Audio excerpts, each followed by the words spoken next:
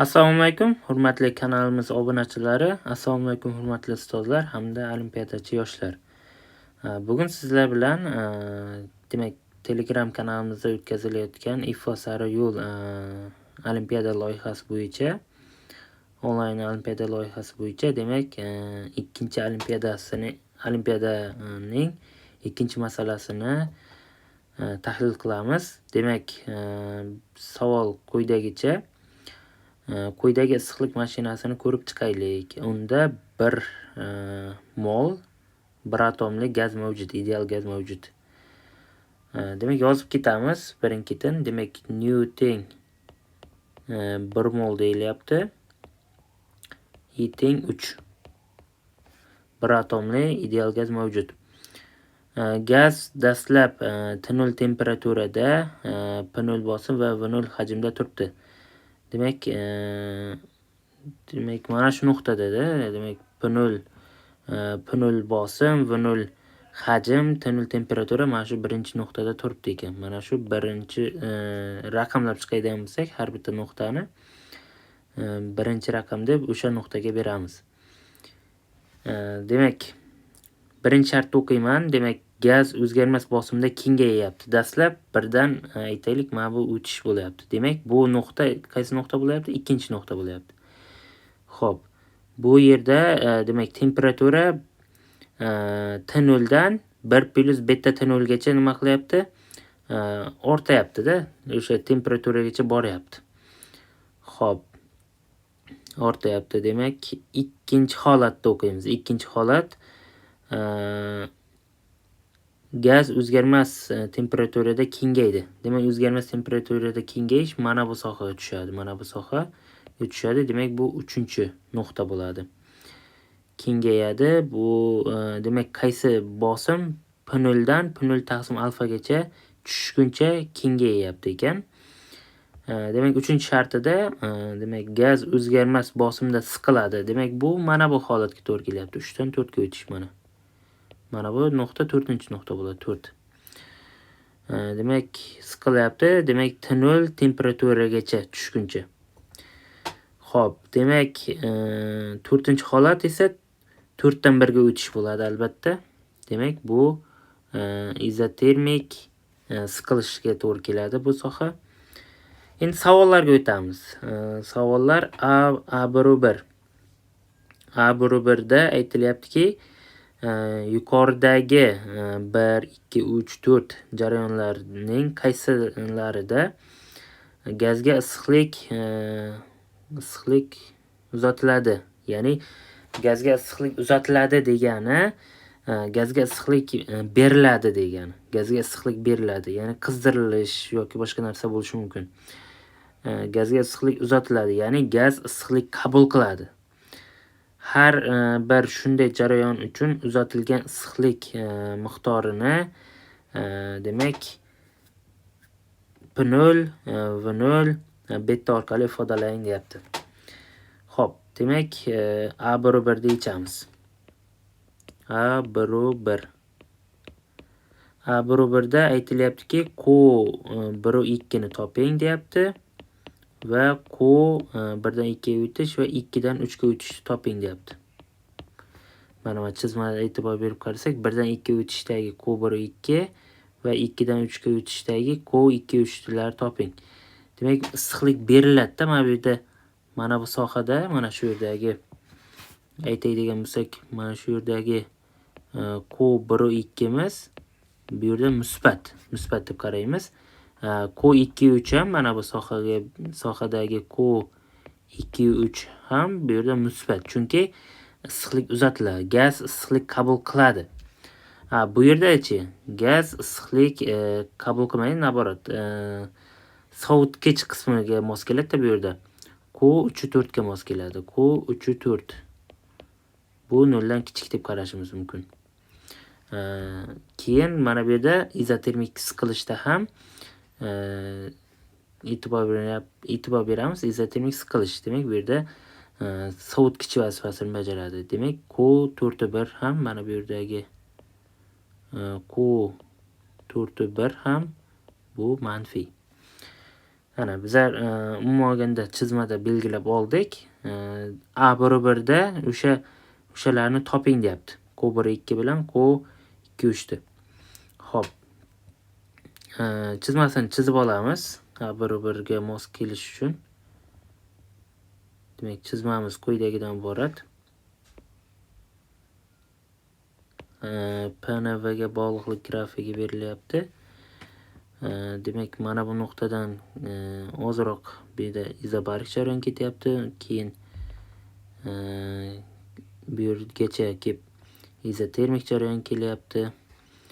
Keyin mana bu yerdan yana izotermik jarayon kelyapti va yana izotermik jarayon kelyapti mana. Demak, mana bu birinchi holat, mana bu ikkinchi holat. Xo'p, mana bu 3, mana bu 4-chi holat. Demak, bu yerga mos keladigan hajm V0, bu yerga mos keladigan bosim P0. Mana bu yerda temperatura T0 deylik. T0 temperaturada jarayon ketadi. Xo'p, demak, e'tibor beramiz. Mana bu yerdagi bosim P0 taqsim alfa. P0 taqsim alfa bo'lyapti. Bu yerdagi hajmchi. Endi bu yerdagi hajmni ham jarayondan foydalanib topib olsak bo'ladi. Muammosi yo'q. Xo'p, Q1 2 ni hisoblayman. Q1 2 da nima bo'lyapti? E'tibor beramiz. Izobarik jarayon bo'ladi. Q1 2 ni demak Sp, ya'ni Sp degani demak 1 mol, ya'ni molar issiqlik sig'imi ko'paytirib delta T ko'rinishida yozsam bo'ladi. Sp ni bilamiz, molar issiqlik sig'imi bizda 1 mol bo'lgani uchun mana bu yerda yozib ketaman. Newton 1 mol E teng 3 bo'lgani uchun Sp'miz demak bizda 5/2 R ga teng bo'ladi. 5/2 R ga teng bo'ladi. Shuni hisobiga demak delta T'miz esa mana bu yerda T0 bo'layotgan bo'lsa, mana bu yerda esa 1 plus beta shunaqamidi? 1 plus beta T0. 1 plus beta ko'paytirib T0. Demak, delta T'miz 1 plus beta T0 dan ayirishim kerak. T0 da. Bu yerda nima chiqadi bizda? Beta T0 chiqadi. Delta T'miz. Keltirib qo'yaman. Demak, 5/2 R, ya'ni R beta T0 ekan. Bu Q1 2. Buni topib qo'yaylik. Mana bunaqa nimaga olib qo'ysak, to'rtburchakka, demak bu hali kerak bo'ladi. Ishlatamiz. Demak, juda ham yaxshi. Q2 3 ni topaman endi. Q2 3imiz bizda 2 3. Q2 3imiz izotermik jarayonga mos kelyapti. Bu yerda demak izotermik jarayon Newton 1 mol bo'lgani uchun 1 mol Newton R 1 plus beta T0 ln V3 taqsim V2 ga ko'rinishda yozsak bo'ladi. V3 taqsim V2 ko'rinishda yozsak bo'ladi. Demak, Q2 3 bizda bu. Q2 3. Endi bu V3 taqsim V2 ekan, izotermik jarayon ekan. Demak, bu narsadan foydalansak bo'ladi. Albatta. Xo'p. Endi V3 taqsim V2 ni ham topib olsam bo'ladi. Qanday topaman? Qarangizlar. Demak, bizda ma'lum narsa T3 temperaturasi beta T3 temperaturasi 1 plus beta T0 ligini hisobga olsam, bu ham teng T2 temperaturasiga. Keyin T1 temperaturasi teng T4 ning temperaturasi, bu T0 ga tengligidan foydalanaman. Keyin bizda yana nimadan foydalanaman? P4 teng P3, bu ham teng P0 taqsim alfadan foydalanaman. P1 teng P2 teng P0 dan foydalanaman. Mana shu jarayondan foydalansam, osongina topsak bo'ladi. Mana bu yerda V3 desam, hop. Har bitta nuqta uchun Klaperon tenglamasini yozsam bo'ladi. Klaperon tenglamasini, demak, ikkinchi nuqta uchun yozaylik. Ikkinchi nuqta uchun yozsam, bunga mos keladigan hajmni ham topishim kerak ekan. Bunga mos keladigan hajmni qanday topamiz hozir? Endi bunga mos keladigan hajmda hop, oddiy topib qo'yamiz. P0 V0 taqsim T0. Demak, V2 uchun yozaman. V2 da yana bosim P0 bo'lyapti. Endi Klaperon tenglamasini yozyapman. Hajm qanaqadir V2 bo'lyapti. Shuni topyapmiz. T2 o'rniga 1 plus beta T0 da qo'ysam bo'ladi. Demak, P0 lar qisqaradi, T0 lar qisqaradi. Demak, bu yerdan foydalanadigan bo'lsam, V2 barobar 1 plus beta V0 ga kelib chiqadi. Bu V2 ni topilishi edi.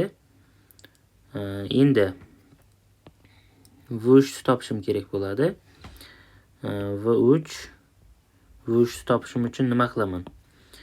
Izotermik jarayondan foydalanaman. Izotermik jarayondan foydalansam, demak, ikkinchi nuqta uchun P0 V2 bo'lyapti. Uchinchi nuqta uchun P0 taqsim alfa, demak, V3 bo'lyapti. Demak, oddiygina buni V3 taqsim V2 ni topib qo'ysam, V3 taqsim V2 ni topsam nima bo'ladi? P0 lar qisqarib ketib qoladi, bu alfa ekan. V3 taqsim V2 alfaligidan foydalansam bo'ladi. Demak, mana bu ifodamiz, ya'ni mana bu ifodamizni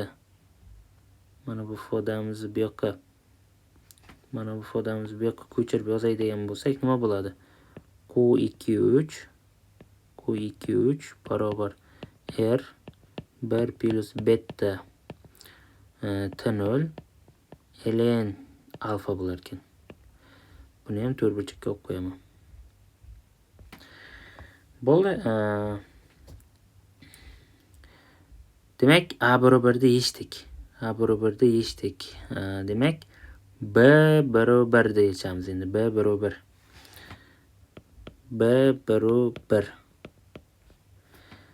barobarda nima deyapti? Alfa va betaga qo'yilgan qanday shartlarda ushbu issiqlik dvigatelning foydalanish koeffitsiyenti aynan shu eng yuqori va eng past harorat oralig'ida ishlaydigan Carnot sikli foydalanish koeffitsiyentini kutish mumkin. Demak, Carnot siklini bir eslab olaylik. Carnot sikli qanaqa edi? Carnot T maksimum minus T minimum, to'g'rimi? Taqsim T maksimum edi Carnot siklida. Ya'ni Carnot siklini asosiy bir qiziqarli joyi, ixtiyoriy issiqlik mashinasining foydalanish koeffitsiyenti Carnot siklidan katta bo'la olmaydi. Buni isbotlasa ham bo'ladi. Eng maksimum Carnot sikli bo'la oladi. Eng maksimum bo'la olsa, Carnot sikligacha bora oladi. Undan oshib keta olmaydi Carnot sikli uchun. Demak, T maksimum o'rniga men keltirishim mumkin. Bizda T maksimum 1 plus beta T0 bo'lyapti. Beta T0. T minimum T0 bo'lyapti. Taqsim, yana T maksimum o'rniga 1 plus beta T0 ni keltirib qo'ysam bo'ladi. Bu yerdan beta taqsim 1 plus beta degan ifodani olamiz. Bu Carnot sikli uchun keltirib chiqarilgan ifodamiz. Ya'ni eng katta bilamiz, izotermik jarayonda, mana bunda izotermik jarayonni grafikiga qaraydigan bo'lsak,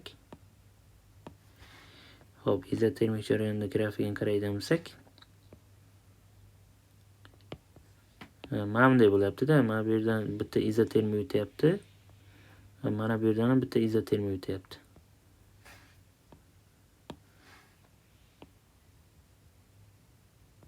Demak, mana bu T maksimum bo'lyapti. Mana bu yer T minimum bo'lyapti. Endi mana bu izobaralar mana.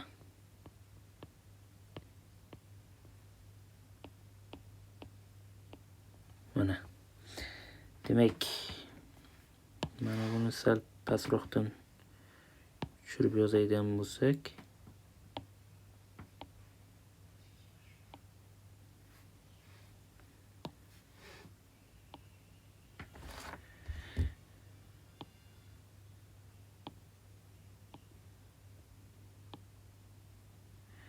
pastroqdan keyin mana bu ifodani ham pastroq ko'chirib yozamiz desam, yo'q, birikkan ekan, mayli.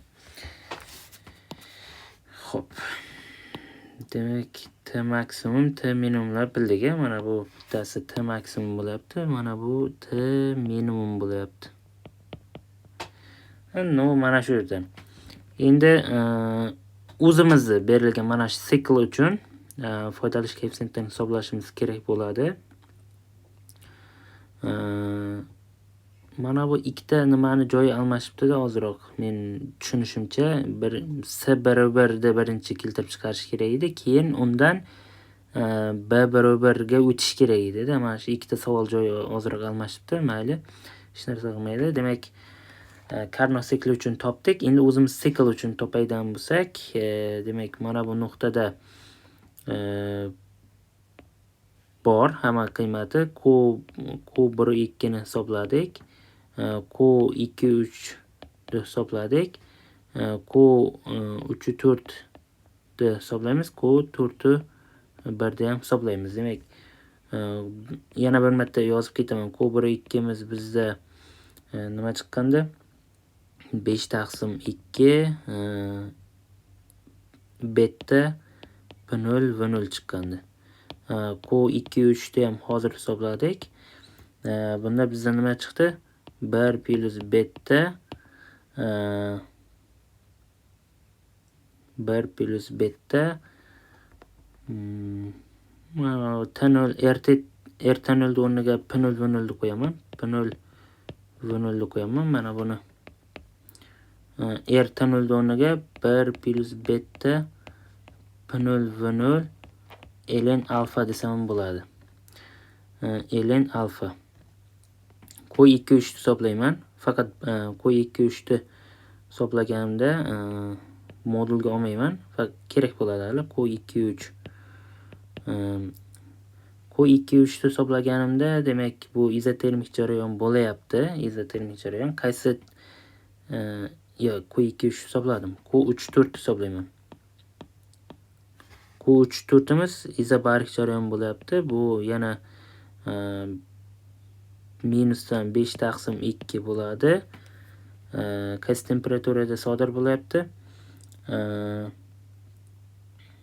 Demak,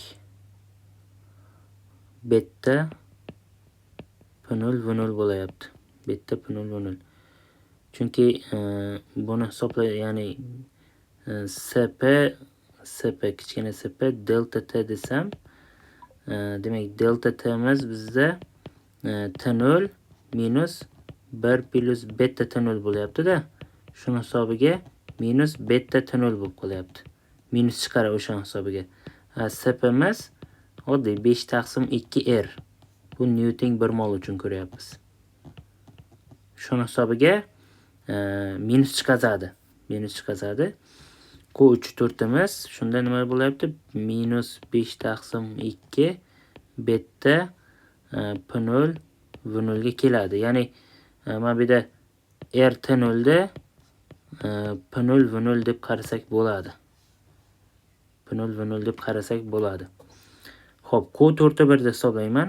Q4 1 da hisoblasam, bu yana izotermik jarayon bo'ladi. Qaysi temperaturada ketyapti? Albatta bu T0 temperaturada. R0 o'rniga, demak, P0 V0 minus chiqazadi. P0 V0 minus chiqazadi.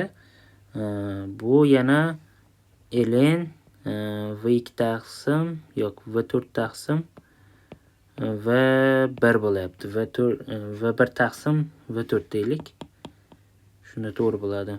V1 ikkinchi holat taqsim V4 bo'lyapti. Mana bu minusni o'chirib turamiz. O'shanda minus chiqarishini ko'rsatib ketaman. Mana bu minusni o'chirib tursak, har doim ikkinchi holatni birinchi holatga nisbatini olishimiz kerak-da mana bu yerda V1 taqsim V4. Chunki V4 dan V1 ga o'tyapti mana. 1 2 3 4 desam 4 dan 1 ga o'tyapti. Demak, ikkinchi holatimiz 1 bo'lyapti. V1 taqsim V4 bo'lishi kerak. Xuddi shunday yozdik. Xo'p, izotermik jarayondan bu narsani keltirib chiqarsak bo'ladi. Demak, P4imiz P0 taqsim alfaligidan, P1imiz P0 ga tengligidan foydalanamiz. P1 ga mos keladigan P0 V0 teng P4 V4. Demak, V4 V0 bu V1 ga teng, V0 teng V1 ga teng, V4 taqsim V1 yoki V1 taqsim V4 deylik, V1 taqsim V4.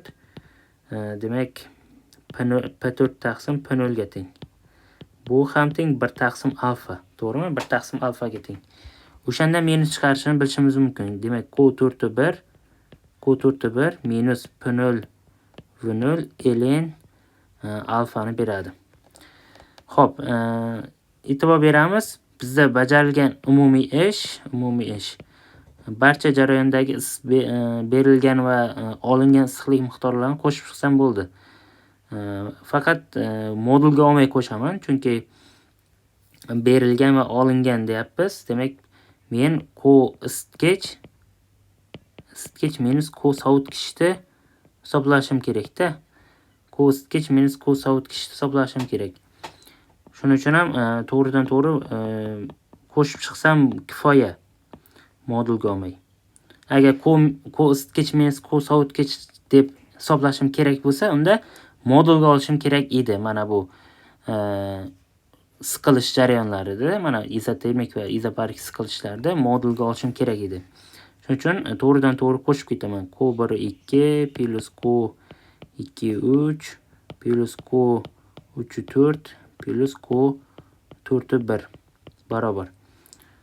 Ana joy-joyiga qo'yaman. 5 taqsim 2 beta P0 V0 Q2 3 o'rniga plus 1 plus beta P0 V0 ln alfa, keyin Q4 1 Q3 4 deylik, minus 5 taqsim 2 beta P0 V0 ekan.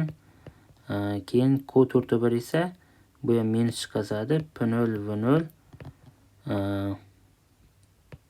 ln alfa bo'ladi. Bo'ldi, endi buni hisoblaydigan bo'lsam, mana bu 5 taqsim 2 lar qisqarib ketadi. Plus minus bu yerdan P0 V0 ketsa, beta P0 V0 ln alfa qoladi. Demak, foydalish koeffitsiyenti hisoblaydigan bo'lsak, A umumiy taqsim Q isitgich bo'ladi. Isitgich, ya'ni issiqlik qabul qilgan joyi, qabul qilgan sohasi. Ya'ni bu beta P0 V0 ln alfa taqsim qaysi sohaga keladi? Q1 2 plus Q2 3 ga mos keladi, to'g'rimi? Buni ham hisoblab qo'yadigan bo'lsam, beta P0 V0 ln alfa taqsim nima bo'lyapti? Q1 2 ni o'rniga keltirib qo'yaman. 5 taqsim 2 beta P0 V0 plus Q2 3 o'rniga keltirib qo'ysam, 1 plus beta P0 V0 ln alfa. Mana bo'ldi.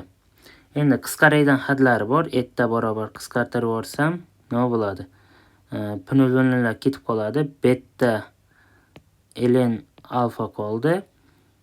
Alfa bu yerdachi 5 taqsim 2 beta plus 1 plus beta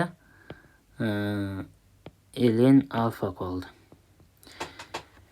Endi mana shu Carnot sikliga teng bo'lish uchun ln alfaga bo'lib yuboraman. ln alfaga bo'lib yozsam beta taqsim 5 taqsim 2 beta taqsim ln alfa plus 1 plus beta. Carnot sikliga teng bo'lish uchun ettamiz teng etta Carnot bo'lishi uchun nima bo'lish kerak? Etta Carnot barobar mana buni beta taqsim alfani bu yerda limit beta taqsim ln alfani nima qilishim kerak men? 0 ga intiltirishim kerak. 0 ga intiltirishim kerak. Shunda beta taqsim 5 taqsim 2 beta taqsim ln alfa plus 1 plus beta ifodamiz Carnot siklida yuqorida keltirib chiqardik-ku. Beta taqsim 1 plus betaga keladi. Ya'ni mana bu qism yo'qolib ketadi. 5 taqsim 2 ko'paytiruv beta taqsim ln alfa qism yo'qolib ketadi. 0 bo'ladi. Demak, Carnot sikliga teng bo'lish uchun shu shart bajarilishi kerak. Bundan xulosa qilamizki, beta taqsim ln alfamiz 0 ga intilish uchun juda ham kichik 1 bo'lishi kerak. Juda ham kichik 1 bo'lishi kerak. Shunda taxriban 0 deb qarasak bo'ladi. Bu yerdan ko'rinib turibdiki, betamiz juda ham kichik ln alfa shart bajarish kerak. Menimcha shu savol qo'yilgan edi. B1 damidi? Da B1 da. Alfa va betaga qo'yilgan qanday shart bo'lsa, o'sha foydalish koeffitsiyentimiz Carnot siklidagi foydalish koeffitsiyentiga teng bo'ladi. Mana shu shart bajarilishi kerak. Shu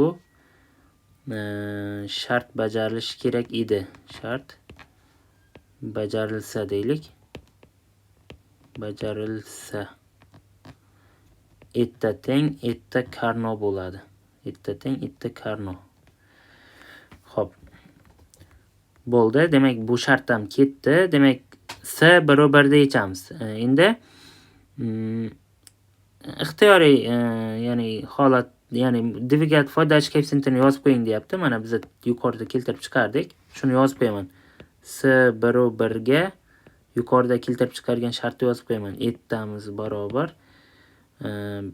beta ln alfa taqsim 5 taqsim 2 beta plus 1 plus beta ln alfa. Mana shuni shartni yozib ketaman, chunki biz yuqorida keltirib chiqardik. S barobarda. Endi S ya'ni D barobarda ishlaymiz. Demak, bu yerda aytilyaptiki, alfa va beta qanday shartlar qo'yilganda gaz tomonidan bitta siklda bajarilgan to'liq ish musbat bo'ladi deyapti. Demak, to'liq ish musbat bo'ladi degani boya ishni ifodasini tuzdik biz, to'liq ishni. Nima kelib chiqdi? Mana bu yuqoridagi ifoda kelib chiqdi. Demak, A umumiy teng beta P0 V0 ln alfa kelib chiqdi. Umumiy ish. Yuqorida foydalandik. O'sha narsadan yana bir marta foydalanamiz. Demak, D barobarda demak, A umumiy ish. Nima yozdim hozir? Beta P0 V0 beta P0 V0 ln alfa. P0 V0 endi musbat qiymat. Alfa bilan beta koeffitsiyentlar biz bilmaymiz hali. Demak, mana bu ish musbat bo'lish uchun albatta ln alfamiz musbat bo'lishi kerak. Ln alfa musbat bo'ldimi? Demak, shu navbatda beta ham musbat bo'lishi kerak. Mana shu holatda mana shu shart bajarilsa, demak, bizda mana shu umumiy ishimiz musbat bo'ladi. Menimcha masala tushunarli bo'ldi. To'liq tahlil qildik. Chizmalar bilan e'tiboringiz uchun rahmat.